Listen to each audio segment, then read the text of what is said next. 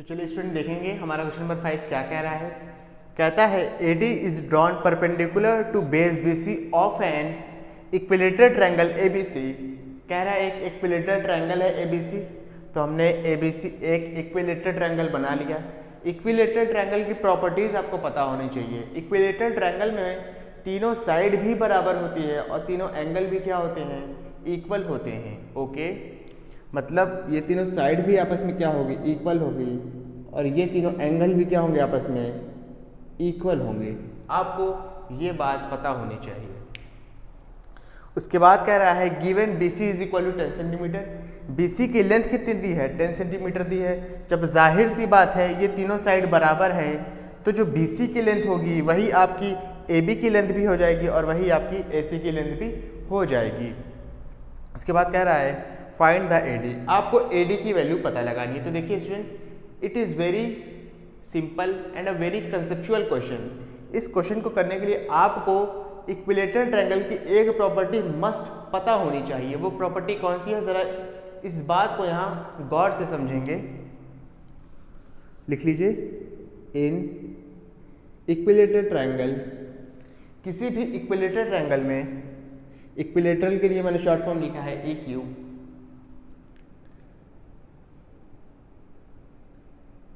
the perpendicular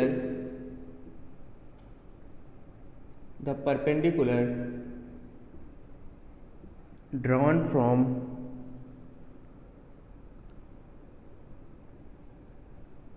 opposite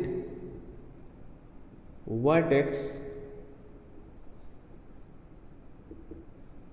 bisect the side। अब जो मैंने लिखा है इसका ज़रा मतलब समझेंगे कि इसका मतलब क्या है। कहता है इन इक्विलेटरल ट्रायंगल, किसी भी इक्विलेटरल ट्रायंगल में द परपेंडिकुलर, कोई भी परपेंडिकुलर या कोई भी ऐसी लाइन जो 90 डिग्री का एंगल बना रही नीचे जाके, उसको जब हम ड्रॉ करेंगे ऑपोजिट वर्टेक्स से, तो जिस साइड पर वो बनाई जा रही है उस साइड को क्या कर देगी, वो बाइसेक्ट कर देगी। ओके, एक बार फिर से, जैसे मान लीजिए ये आपका ट्रायंगल है ABC, ये इक्विलेटरल ट्रायंगल है। आपने कोई ऑपोजिट वर्टेक्स A से कोई परपेंडिकुलर ड्रॉप की, तो जिस लाइन पर ये परपेंडिकुलर आपने ड्रॉप की है वो लाइन को क्या कर देगी, बाइसेक्ट कर देगी। ऑपोजिट वर्टेक्स A से आपने BC पर एक परपेंडिकुलर ड्रॉप की, तो ये परपेंडिकुलर करेगी क्या, इस BC को बाइसेक्ट कर देगी। बाइसेक्ट करने का मतलब है इस BC को 2 इक्वल पार्ट्स में डिवाइड कर देगी। तो हमारा यहाँ से कंसेप्ट क्या निकलेगा, अगर BC 2 इक्वल पार्ट्स में डिवाइड हो गया तो BD और DC की वैल्यू क्या होगी, सेम होगी। BD और DC की वैल्यू क्या होगी, सेम होगी। ये होगी किसके बराबर, ये पूरा BC कितना था, 10 था। BD और DC बराबर होंगे तो ये 5 में टूट जाएंगे। कितना हो जाएगा, 10/2, तो दोनों की वैल्यू कितनी आ गई, 5 सेंटीमीटर। ओके, आपको बस इस क्वेश्चन को करने के लिए यही प्रॉपर्टी का यूज करना है। इसके बाद हम क्या करेंगे, इसके बाद हम सिंपली कोई भी एक ट्रायंगल लेंगे। यहाँ पे देखिए 2 ट्रायंगल बन रहे हैं, ABD या ACD, इनमें से कोई भी एक ट्रायंगल लेंगे और इसमें क्या कर देंगे, इसमें पाइथागोरस थ्योरम का यूज कर लेंगे। आप सिंपली क्या कर लेंगे, AD की वैल्यू पता कर सकते हैं। जैसे देखिए, इन ट्रायंगल मैं ABD ले रहा हूँ, आप ACD भी ले सकते हैं। ABD by applying Pythagoras theorem,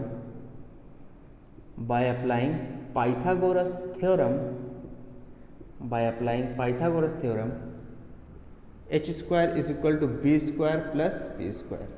अब देखिए मैंने ट्रायंगल कौन सा लिखा है, ABD, तो आप ABD को ज़रा साइड में बना लीजिए, A B and D। Okay, इसमें हाइपोटेनस कौन सी साइड होगी, 90 डिग्री के ऑपोजिट वाली। ये 90 डिग्री बन रहा है, देखिए फिगर में भी बना हुआ है, तो ये हो जाएगी हाइपोटेनस। बेस और परपेंडिकुलर आप चाहे जिसे मान लीजिए, ये आपकी मर्जी है।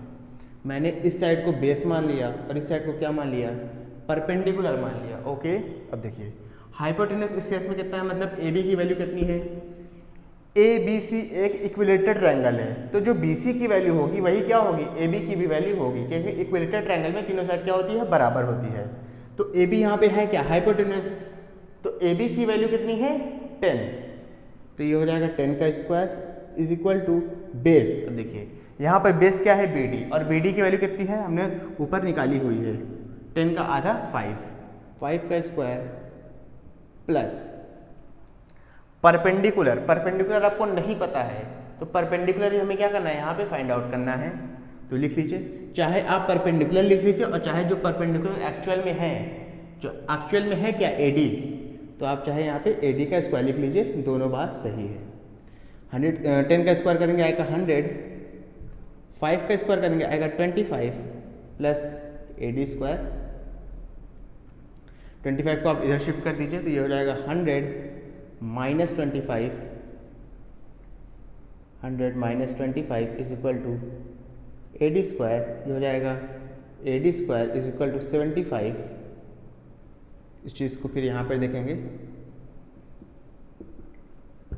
LHS से स्क्वायर हटेगा तो RHS में क्या होगा, अंडर रूट लग जाएगा, अंडर रूट 75। अच्छा, फिर आप इसको कुछ इस तरीके से तोड़ के लिख सकते हैं 3 इंटू 25, ठीक है। अब देखिए 25 का आपको स्क्वायर पता होना चाहिए, सॉरी स्क्वायर रूट पता होना चाहिए। 25 का स्क्वायर रूट होता है 5, मतलब 5 को 5 से मल्टीप्लाई करेंगे तो हमें क्या मिलेगा, 25 मिलेगा। तो 25 तो एक परफेक्ट स्क्वायर है, तो इसमें से क्या हो गया 5 बाहर आ गया, और 3 तो कोई परफेक्ट स्क्वायर नहीं है, तो इसको हम क्या लिख सकते हैं सिंपली अंडर रूट 3। तो आपकी जो एडी की वैल्यू होगी वो होगी 5 अंडर रूट 3 सेंटीमीटर। अगर आप इसको और फर्दर करना चाहते हैं तो यहाँ पे अंडर रूट 3 की वैल्यू रख के 5 से मल्टीप्लाई कर देंगे, आपका आंसर आ जाएगा। अंडर रूट 3 की वैल्यू होती है 1.732। 1.732 को 5 से मल्टीप्लाई कर देंगे, जो आंसर आएगा वो भी सही है और जो मैंने लिखा है ये भी सही है। आप इसका फटाक से स्क्रीनशॉट लीजिए, इसके बाद हम इस एक्सरसाइज का नेक्स्ट क्वेश्चन करेंगे, जल्दी से ले लीजिए। आई होप आपने इसका स्क्रीनशॉट ले लिया होगा, तो चलिए इसको रब करते हैं।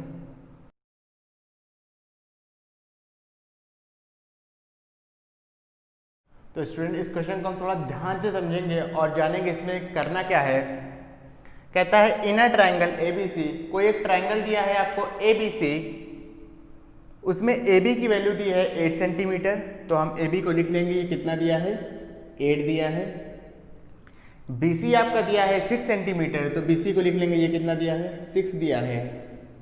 और AC दिया है आपको 3 सेंटीमीटर, AC कितना दिया है 3 सेंटीमीटर दिया हुआ है। तो आपको जो इसमें वैल्यू पता करनी है वो OC की वैल्यू पता करनी है, मतलब आपको ये क्या करना है, फाइंड आउट करना है। तो देखिए स्टूडेंट, ये बहुत ही अच्छा क्वेश्चन है इस एक्सरसाइज का, one of the most important question है इस एक्सरसाइज का। तो देखिए हम इसको करेंगे कैसे, सॉल्यूशन। पहले हम ट्राइंगल लेंगे ACO, कौन सा लेंगे, इन ट्राइंगल ACO, ओके। वही चीज by applying Pythagoras theorem, by applying Pythagoras theorem क्या हो जाएगा, H square is equal to B square plus P square. तो यहाँ लिख लीजिए H square is equal to B square plus P square. अच्छा, एच यहाँ पर है क्या, 90 डिग्री के ऑपोजिट वाला होता है। कौन सा ट्रायंगल देख रहे हैं हम, ACO, इसमें एच है क्या 90 डिग्री के ऑपोजिट वाला। 90 डिग्री ऑपोजिट वाला कौन सा है, ये AC, तो यहाँ लिख लीजिए AC स्क्वायर। स्टूडेंट आप इसके बाद अगर ये स्टेप लिख लेंगे तो आपको और ज़्यादा आसानी होगी, आप ज़्यादा कंफ्यूज नहीं होंगे, इस वजह से मैं इस क्वेश्चन में ये स्टेप लिख रहा हूँ। बेस क्या होगा CO, तो लिख लीजिए CO स्क्वायर प्लस परपेंडिकुलर क्या होगा AO, तो यहाँ पे लिख लीजिए AO स्क्वायर, ओके। अच्छा, AC की वैल्यू देखिए यहाँ पे आपको दी हुई है, AC की वैल्यू क्या है 3 है, तो ये लिख लीजिए 3 का square is equal to CO की वैल्यू भी आपको नहीं पता है और AO की वैल्यू भी आपको क्या है नहीं पता है, तो इसको भी लिख लीजिए।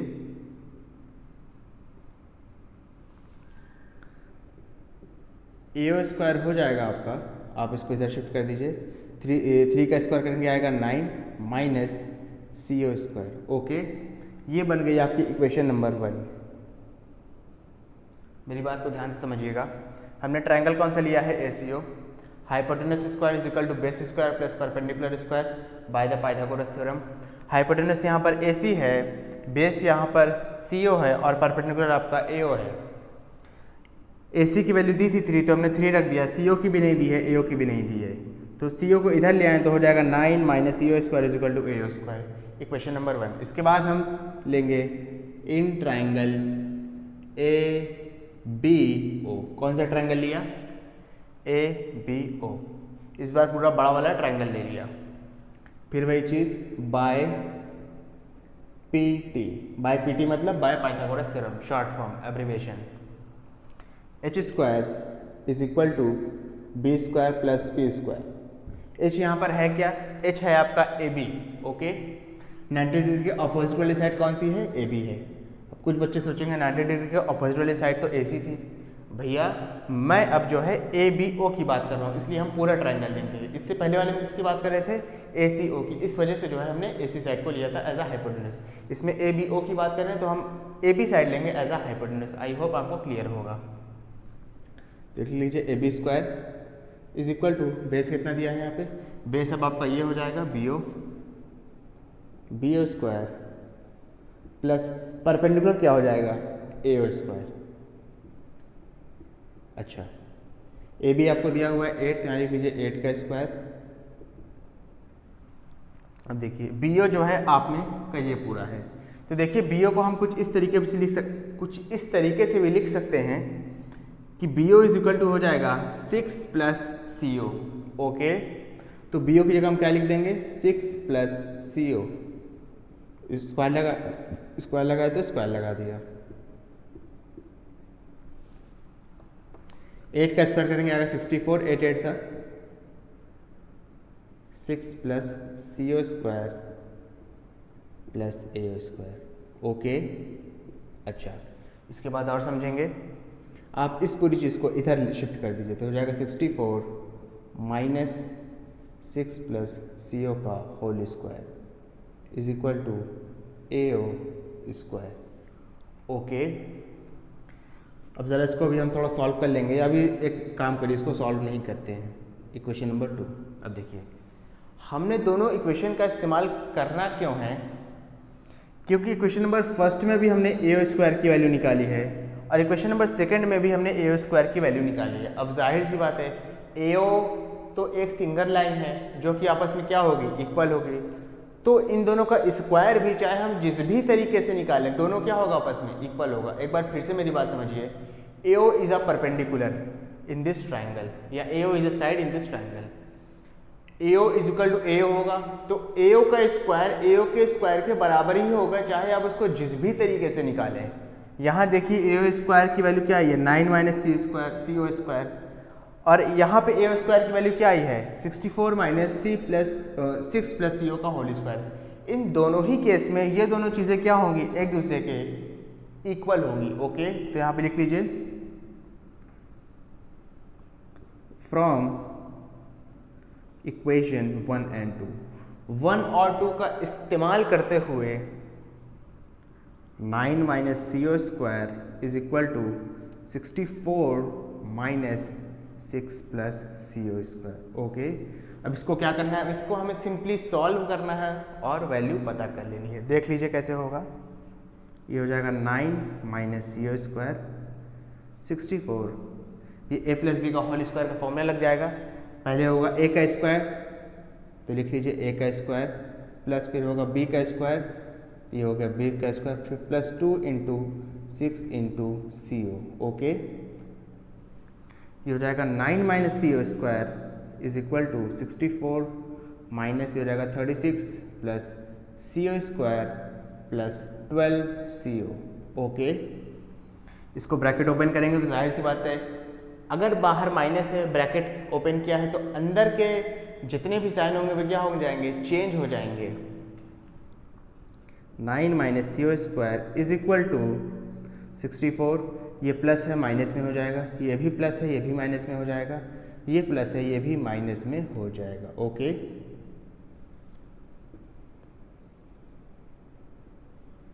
अच्छा अब इसके बाद देखेंगे, ये हो जाएगा 9 minus CO square is equal to 64 में से 36 गया, देखिए कितना बचेगा। 14 में से 6 जाएगा, बचेगा 8। 5 में से 3 जाएगा, बचेगा 2। Okay, minus CO square minus 12CO। Okay, अब देखिए माइनस CO स्क्वायर से minus CO square cancel out हो जाएगा। क्यों? क्योंकि दोनों का सेम साइन है, वो भी इक्वल टू में। या तो आप इसको ऐसे समझ लीजिए कि अब जब हम इसको माइनस CO स्क्वायर को जब हम इसको इस साइड लाएंगे तो प्लस CO स्क्वायर हो जाएगा। उसके बाद क्या होगा, माइनस CO स्क्वायर और plus CO square cancel out हो जाएंगे। आई होप आपको ये अंडरस्टैंड हो रहा होगा। उसके बाद देखेंगे इसको, ये हो जाएगा 9 minus 28 is equal to minus 12CO। आप ज़रा इसको माइनस कर लीजिए। 28 में से जब आप 9 को माइनस करेंगे तो ये कुछ आएगा आपका minus 19 is equal to minus 12CO। Minus से माइनस कैंसिल आउट हुआ तो ये हो गया 19/12 is equal to CO। Okay, CO की वैल्यू कितनी आ गई, 19/12। लेकिन हमें CO की वैल्यू नहीं पता करनी थी, हमें पता करनी थी AO की वैल्यू। तो AO की वैल्यू हम कैसे पता कर सकते हैं? अगर हम इस इक्वेशन में CO की वैल्यू को पुट कर दें तो हम सिंपली AO की वैल्यू पता कर सकते हैं, जो मैं उधर पता करके आपको बता रहा हूँ। लिख लीजिए यहाँ पे, AO square is equal to क्या था, 9 माइनस CO स्क्वायर।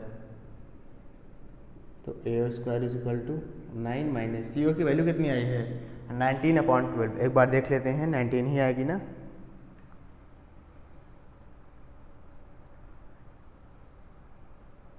जी हाँ, 19 ही आएगी।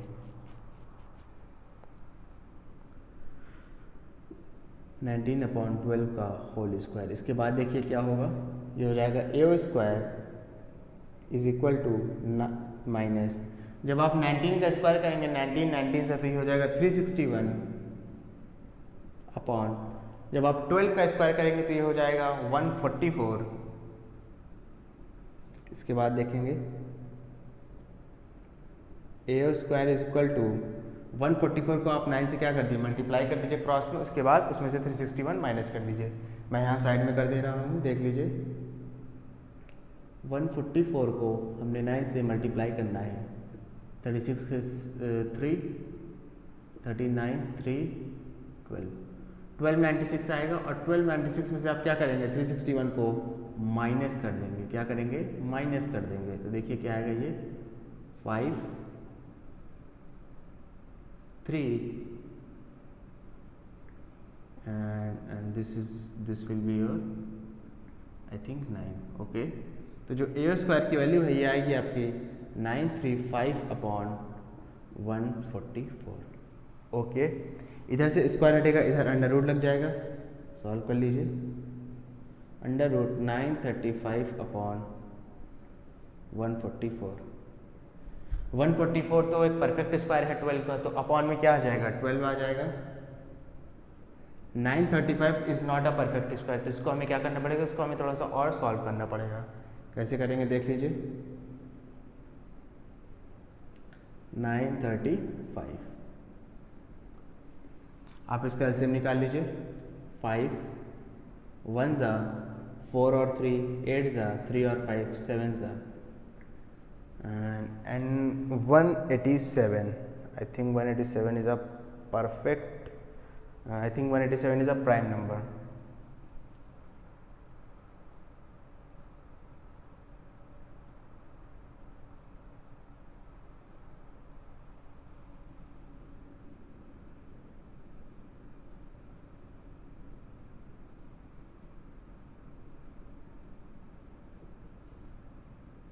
Yes, 187 is a prime number.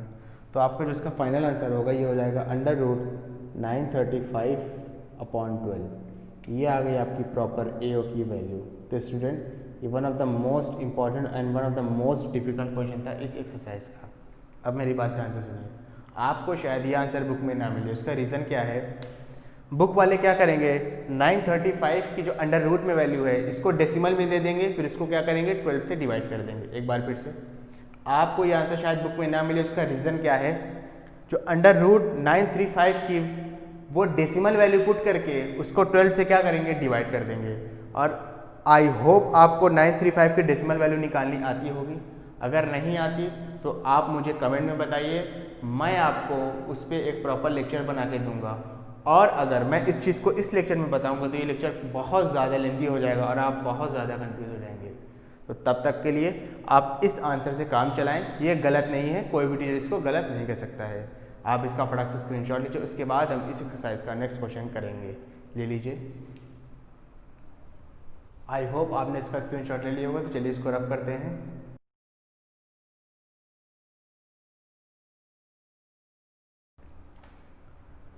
तो स्टूडेंट इस क्वेश्चन को हम देखेंगे हमसे क्या कह रहा है।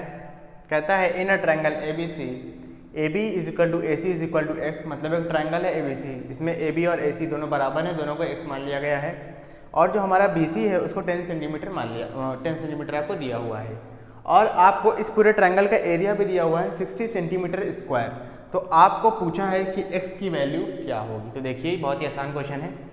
इस क्वेश्चन को करने के लिए हमें पहले यहाँ पे एक कंस्ट्रक्शन करना पड़ेगा। कंस्ट्रक्शन क्या है देख लीजिए, लिख लीजिए। Construction draw AD perpendicular to BC. हमें एडी से एक परपेंडिकुलर ड्रॉप करना पड़ेगा बीसी पे। तो कर दीजिए परपेंडिकुलर ड्रॉप। एडी से एक लाइन गिरा दी बीसी पे जो कि क्या होगी परपेंडिकुलर। परपेंडिकुलर का मतलब 90 डिग्री का एंगल बनाएगी। आई होप आपको इतना ये क्लियर होगा। उसके बाद देखिए इन ट्रायंगल, अच्छा एक चीज़ और, ये आपका किस तरह का ट्रायंगल है, इसमें दो साइड बराबर दी है। जब भी किसी ट्रायंगल में कोई भी दो साइड्स इक्वल हो तो वो होता है आइसोसेलेस ट्रायंगल। और आइसोसेलेस ट्रायंगल की भी प्रॉपर्टी वही होती है जो कुछ देर मैंने पहले आपको इक्विलेटरल ट्रायंगल की प्रॉपर्टी बताई थी। वो क्या थी कि जब भी हम ऑपोजिट वर्टेक्स से साइड पर परपेंडिकुलर ड्रॉप करते हैं तो वो जो परपेंडिकुलर है वो अपोजिट साइड को क्या कर देती है, बाइसेक्ट कर देती है। एक बार फिर से, जब भी हम आइसोसेलेस ट्रायंगल की प्रॉपर्टी क्या होती है, इक्विलेटरल ट्रायंगल की प्रॉपर्टी से मैच करती है। जब भी हम ऑपोजिट वर्टेक्स से साइड पर कोई भी एक परपेंडिकुलर ड्रॉप करते हैं तो उस परपेंडिकुलर के ड्रॉप होने की वजह से होता क्या है, वो साइड जो है 2 इक्वल पार्ट्स में डिवाइड हो जाती है। जैसे हमने ए से एक परपेंडिकुलर ड्रॉप किया बीसी पर, तो बीसी जो होगी वो 2 इक्वल पार्ट्स में डिवाइड हो जाएगी। इसका मतलब क्या है, अगर बीसी पूरा 10 है, देख लीजिए बीसी पूरा कितना है 10, तो ये आपका बीडी 5 हो जाएगा और डीसी भी कितना हो जाएगा 5 हो जाएगा। आई होप आपको ये क्लियर होगा। हम लिखेंगे in triangle A B D, कौन सा ट्रायंगल लिया, A B D by P T. A B D triangle में हमने पाइथागोरस थ्योरम लगा दिया, तो हम लिखेंगे H square is equal to B square plus P square. H यहाँ पर क्या होगा 90 डिग्री का ऑपोजिट वाला, तो जाहिर सी बात है ए बी होगा। तो लिख लीजिए ए बी का square is equal to base आपका कितना है बी डी, बी डी दिया कितना है 5, दिया नहीं था हमने फाइंड आउट किया है। और परपेंडिकुलर कितना होगा, परपेंडिकुलर आपको दिया है ए डी। ओके, तो लिख लीजिए ए डी का स्क्वायर। अच्छा, इसके बाद हो जाएगा ए बी की वैल्यू आपको दी है एक्स, तो हो जाएगा x square is equal to 25 plus A D square. इस 25 को आप इधर शिफ्ट आउट कर दीजिए, तो x square minus 25 is equal to A D square. तो ये हो जाएगा A D is equal to under root x square minus 25। Okay, I hope आपको ये स्टेप क्लियर होगा। एक बार फिर से समझ लीजिए, हमने हाइपोटेनस की जगह हाइपोटेनस रखा ए बी डी ट्रायंगल को देखते हुए। ए बी डी ट्रायंगल में हाइपोटेनस क्या है 90 डिग्री के अपोजिट वाला, तो ये हो जाएगा आपका ए बी। बेस क्या है आपका बी डी है, 5 दिया हुआ है। परपेंडिकुलर क्या है ए डी है, कुछ नहीं दिया हुआ है तो हमने ए डी ही रख दिया। उसके बाद ए बी की जगह एक्स रख दिया, 5 का स्क्वायर गया 25, इसको इधर शिफ्ट कर दिया हम, माइनस 25 हो गया।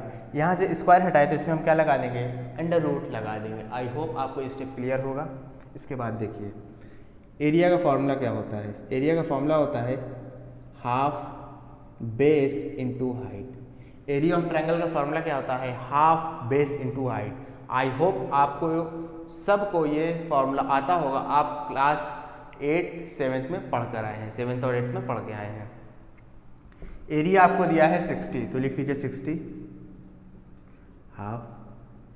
बेस भी आपको दिया हुआ है, बेस कितना है आपका BC, BC कितना दिया है 10। अब मैं पूरे ट्रायंगल की बात कर रहा हूँ इसलिए पूरा बेस लिया है, ठीक है, कंफ्यूज मत होइएगा। हाइट यहाँ पे क्या है आपकी एडी। एडी आपने कुछ देर पहले निकाला है, एडी कितना आया है √x² - 25, क्या आया है √x² - 25। अब देखिए अब इस चीज़ को कैसे सॉल्व करना है ये मैं आपको यहाँ पे सिखाऊंगा।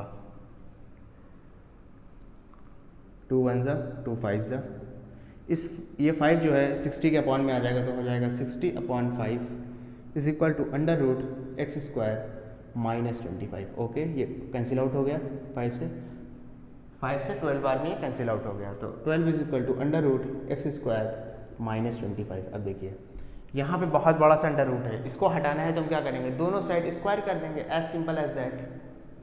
लिख लीजिए स्क्वायरिंग बोथ साइड,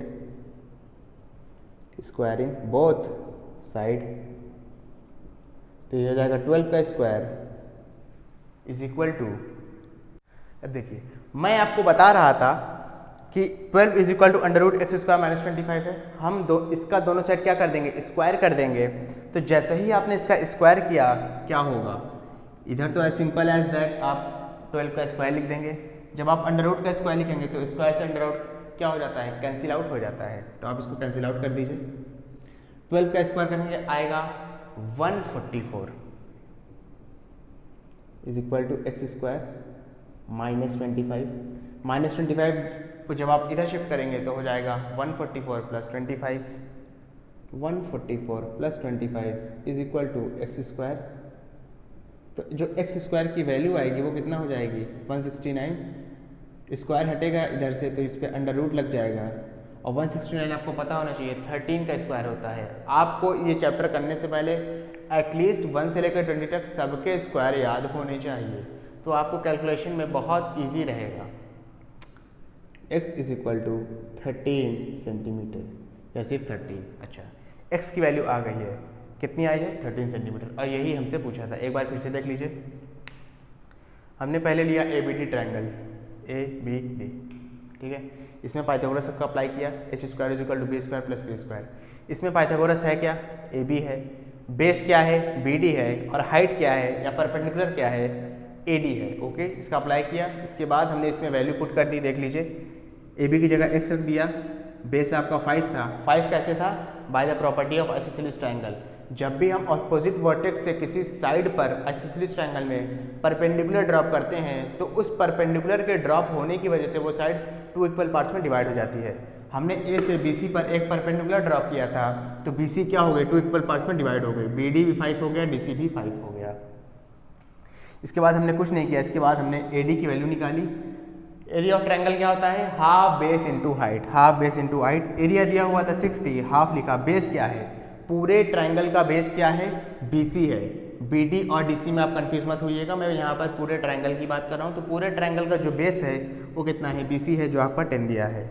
हाइट हो गई 2 1 ज़ा 2 5 ज़ा, 60 को आके 5 ने डिवाइड किया 12 हो गया।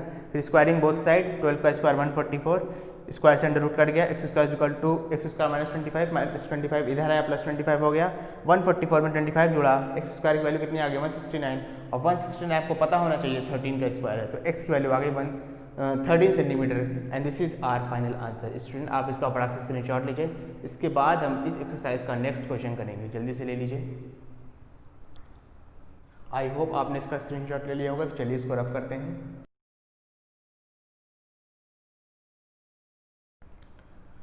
तो स्टूडेंट इस क्वेश्चन को थोड़ा ध्यान से समझेंगे और जानेंगे इसमें करना क्या है। कहता है if the sides of a triangle, किसी ट्रायंगल की साइड रेशियो में दी हुई है 1:√2:1, तो कह रहा है प्रूफ करिए ये एक राइट एंगल ट्रायंगल है। स्टूडेंट मेरी बात ध्यान से सुनिएगा, यहाँ पे किसी भी ट्रायंगल को राइट एंगल ट्रायंगल शो करने के लिए हम उसमें पाइथागोरस थ्योरम को प्रूफ करते हैं। एक बार फिर से, किसी भी ट्रायंगल को राइट एंगल ट्रायंगल प्रूफ करने के लिए या राइट एंगल ट्रायंगल दिखाने के लिए हम उसमें पाइथागोरस थ्योरम को प्रूफ करते हैं, मतलब पाइथागोरस थ्योरम का हम उसमें अप्लाई करते हैं और दिखाते हैं कि इसमें पाइथागोरस थ्योरम अप्लाई हो रहा है, इस वजह से ये ट्रायंगल क्या है, एक राइट एंगल ट्रायंगल है। आई होप आपको मेरी बात समझ में आई होगी। तो चलिए अब मैं आपको ये चीज़ करके दिखाता हूँ। Solution,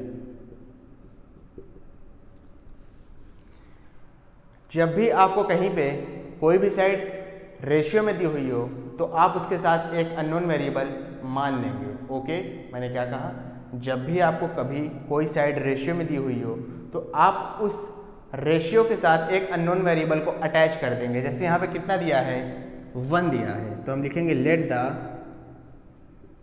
side of triangle B क्या मान लेंगे, 1 दिया है तो 1x मान लेंगे, √2 दिया है तो √2x मान लेंगे, और अगेन 1 दिया है तो 1x मान लेंगे। ओके, आप इसकी जगह y z a b c कुछ भी मान सकते थे, आपकी मर्जी है। फिर लिखेंगे by applying pt to this triangle. इस ट्राइंगल में पाइथागोरस थ्योरम को अप्लाई करके, pt का मतलब पाइथागोरस थ्योरम, ये इसका शॉर्ट फॉर्म है। इस थ्योरम में जब हम पाइथागोरस थ्योरम को अप्लाई करेंगे तो हो जाएगा h² = b² + p²। अब मेरी एक बात और ध्यान से समझिए, कोई भी 3 गिवन साइड में से जो सबसे बड़ी आपकी साइड होगी वही हमेशा पाइथागोरस होती है। ये आपका एक रूल कहता है। क्या कहता है रूल, एक बार फिर से समझ लीजिए। अगर कोई एक राइट एंगल ट्राइंगल है, यहाँ पे तो फिलहाल हमें प्रूफ करना है, लेकिन अगर मान लीजिए कोई एक राइट एंगल ट्राइंगल है और उसमें आपको हाइपोटेन्यूज पता करना है कि इन तीनों में से कौन सी हाइपोटेन्यूज है, तो जो सबसे बड़ी साइड होगी उसी को आप क्या मानेंगे, हाइपोटेन्यूज। ये आपका एक रूल कहता है। तो इसमें सबसे बड़ी साइड कौन सी है, 1, √2 और 1।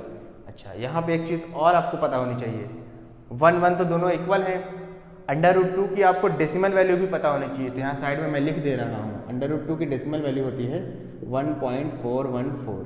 तो देखिए ये 1 है, ये भी 1 है, ये है 1.414। तो जाहिर सी बात है 1.414 इज ग्रेटर देन 1।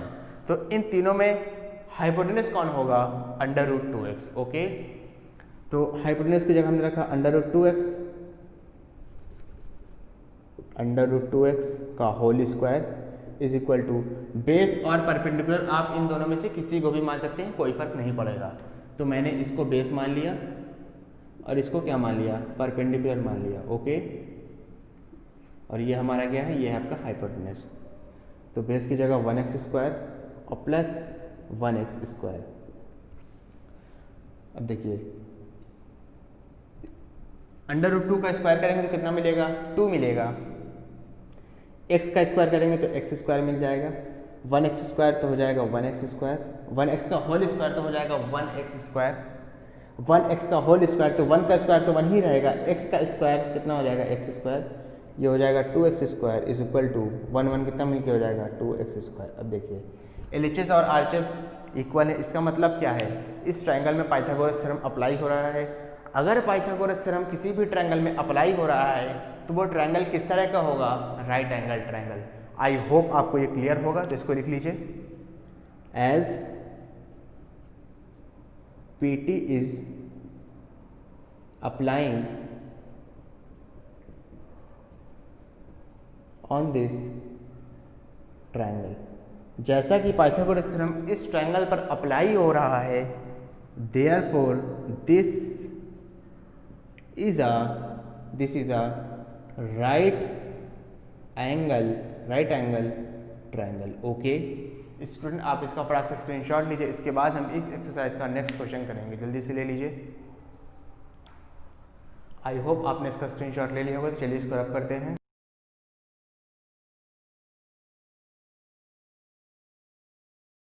तो स्टूडेंट देखेंगे ये क्वेश्चन हमसे क्या कह रहा है।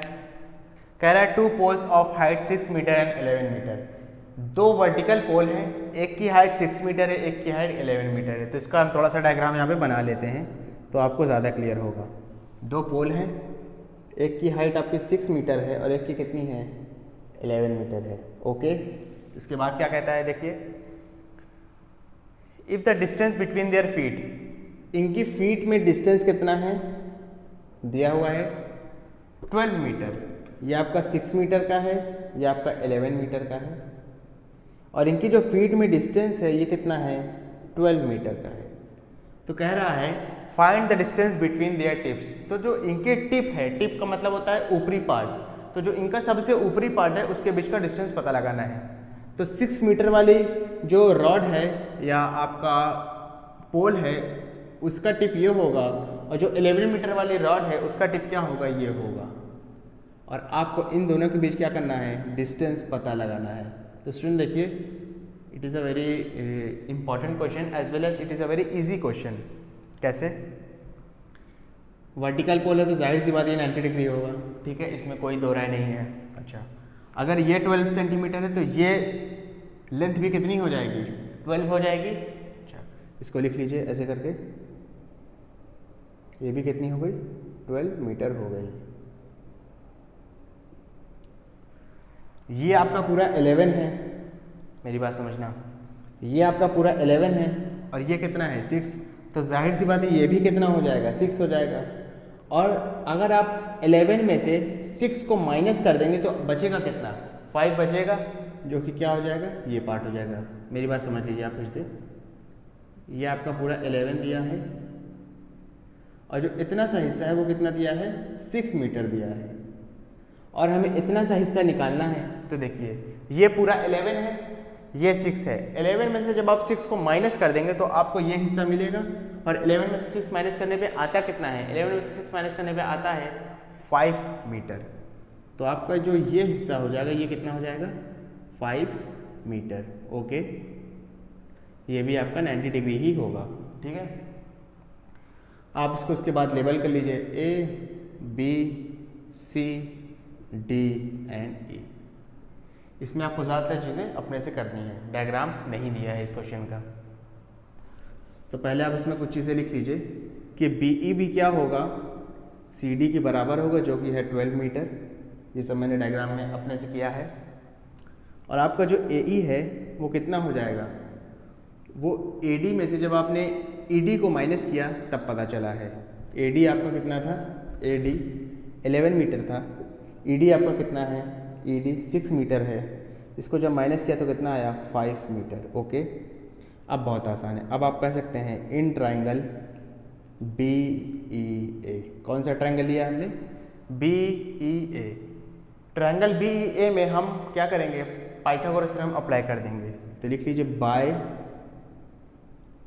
अप्लाई PT, पाइथागोरस थ्योरम को अप्लाई करते हुए क्या हो जाएगा, h² = b² + p²। अब फिर वही बात आ गई, h कौन है, b कौन है, p कौन है, तो हम पता लगा लेंगे। ABE ट्रायंगल की बात कर रहा है तो नीचे वाले पोर्शन से कोई मतलब ही नहीं होना चाहिए।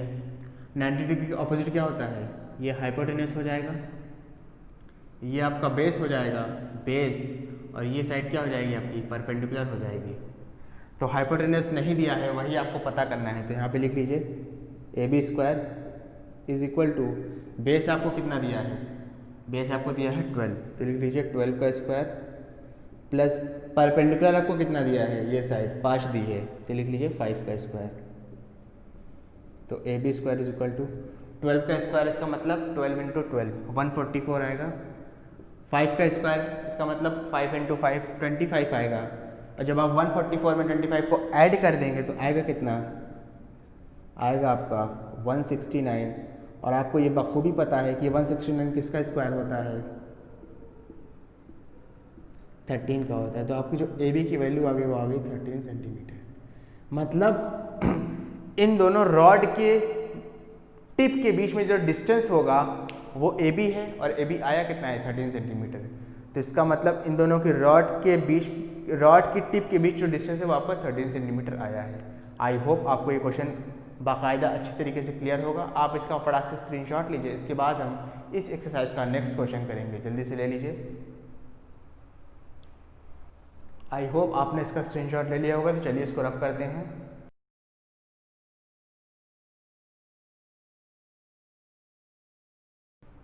तो स्टूडेंट देखेंगे ये क्वेश्चन हमसे क्या कह रहा है। कहता है इन द गिवन फिगर, दिए हुए फिगर में AB CD के पैरेलल है, AB और CD पैरेलल है। पैरेलल लाइन का मतलब ये होता है कि अगर हम AB को एक्सटेंड करें चाहे इस साइड या उस साइड, और चाहे हम AB को एक्सटेंड करें इस साइड या इस साइड, ये दोनों कभी एक दूसरे को इंटरसेक्ट नहीं करेंगे। ओके, ये इसकी बेसिक सी डेफिनेशन है। पैरेलल लाइन की और भी प्रॉपर्टीज है जिसके बारे में हम अदर चैप्टर्स में स्टडी करेंगे। उसके बाद कहता है AB जो है आपका 7 सेंटीमीटर है, ये आपको कितना दिया है 7। BD है आपका 25, तो BD दिया है आपका 25। CD दिया है आपका 17।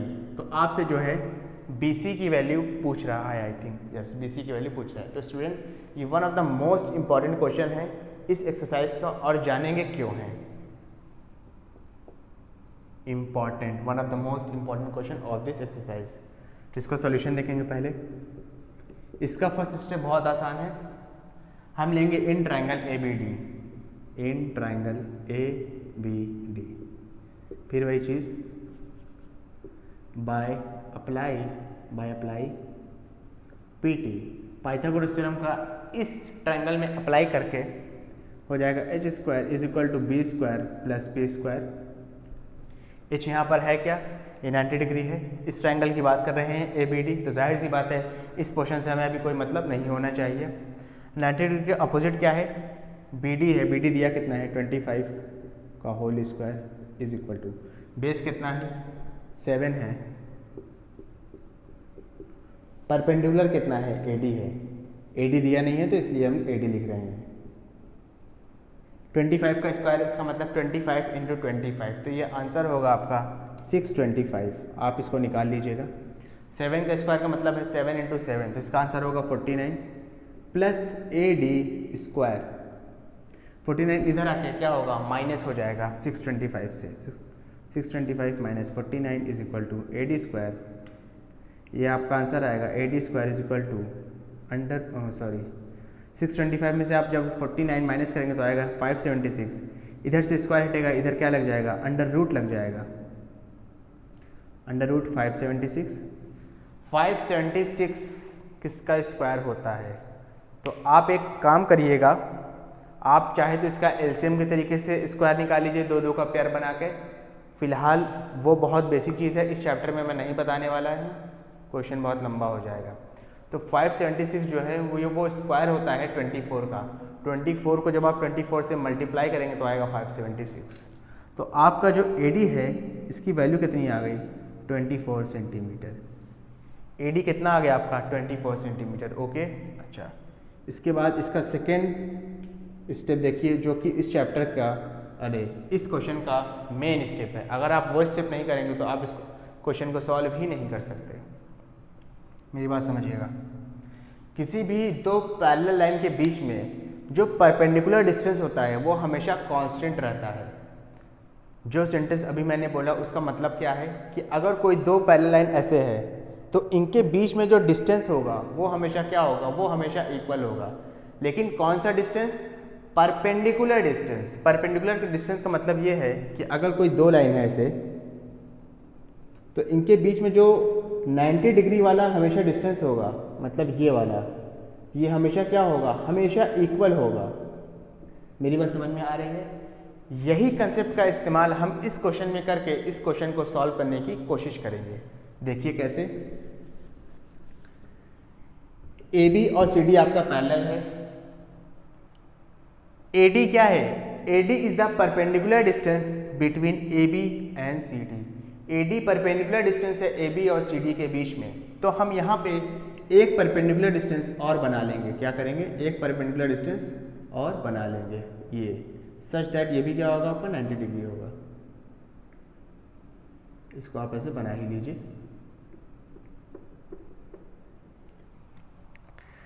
हमने क्या किया, AD एक परपेंडिकुलर डिस्टेंस था तो हमने दूसरा परपेंडिकुलर डिस्टेंस अपनी तरफ से बना लिया। और जाहिर सी बात है दोनों परपेंडिकुलर डिस्टेंस क्या होते हैं, हमेशा इक्वल होते हैं जब भी कोई 2 पैरेलल लाइन के बीच की हम बात करते हैं। तो ये B है, इसको आप E मान लीजिए। तो यहाँ पे आप लिखेंगे पहले draw BE perpendicular to CD। हमने BE को CD के क्या बनाया, परपेंडिकुलर बनाया। और आपको पता होना चाहिए कि BE और AD क्या होंगे, हमेशा इक्वल होंगे। क्यों, because AB and CD is parallel. AB और CD पैरेलल है, इस वजह से इनके बीच में हम जितने भी परपेंडिकुलर बनाएंगे सबकी लेंथ क्या होगी, इक्वल होगी। तो BE is equal to AD है, तो BE की वैल्यू कितनी आ जाएगी यहाँ पे, AD के बराबर। AD आया कितना है, AD अभी आपने कुछ देर पहले निकाला है 24। ठीक है, अब आप इसको आराम से अब आप इस क्वेश्चन को आराम से कर सकते हैं। देखिए कैसे, आप लिखेंगे in triangle BEC। BEC triangle में। अच्छा, उससे पहले एक चीज़ और कर लेते हैं। अगर ये 7 है तो ये भी कितना हो जाएगा, इतना सा पोर्शन, ये भी 7 हो जाएगा। जाहिर सी बात है, क्योंकि एक दूसरे के क्या है, सामने है। पूरा 17 है, इतना सा 7 है, तो ये बचा हुआ पार्ट सी ही क्या हो जाएगा, 17 में से 7 को क्या करेंगे, माइनस कर देंगे। एक बार फिर से मेरी बात समझिए, ए बी 7 था, इसकी हम एकदम सीधा गए तो ED भी क्या हो गया, 7 हो गया। पूरा 17 है, इतना सा पोर्शन 7 है, तो बचा हुआ पोर्शन क्या हो जाएगा, 17 में से 7 को माइनस कर देंगे तो आएगा आपका 10। इस स्टेप को लिखने से पहले एक स्टेप और लिख लीजिए आप कि CE की जो वैल्यू होगी वो आपको मिलेगी CD में से, जब आप ED को क्या करेंगे, माइनस कर देंगे। CD आपका 17 है, ED आपका 7 है, ये हो जाएगा आपका 10 सेंटीमीटर। ओके, अब आप अप्लाई कर दीजिए, आपका आसानी के साथ आ जाएगा। अब लिखेंगे in triangle CEB bye apply Pythagoras theorem.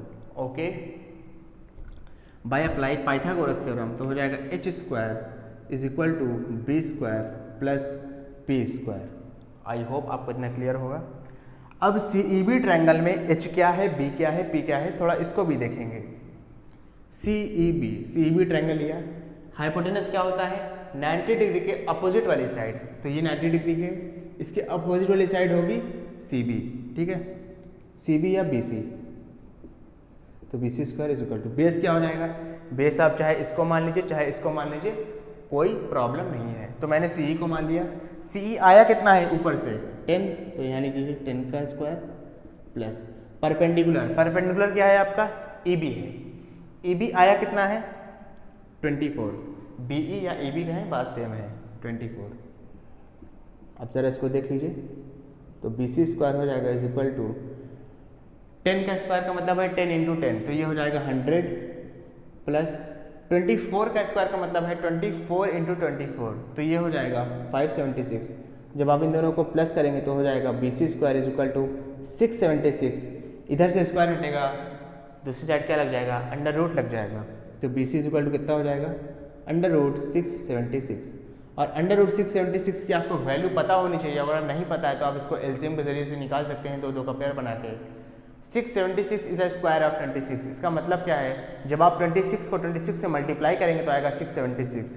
तो आपकी जो BC की वैल्यू आ गई फाइनली, वो कितनी आ गई, 26 centimetre. And this is your final answer. Okay student, आप इसका फटाक से स्क्रीनशॉट लीजिए, इसके बाद हम इस एक्सरसाइज का नेक्स्ट क्वेश्चन करेंगे। जल्दी से ले लीजिए।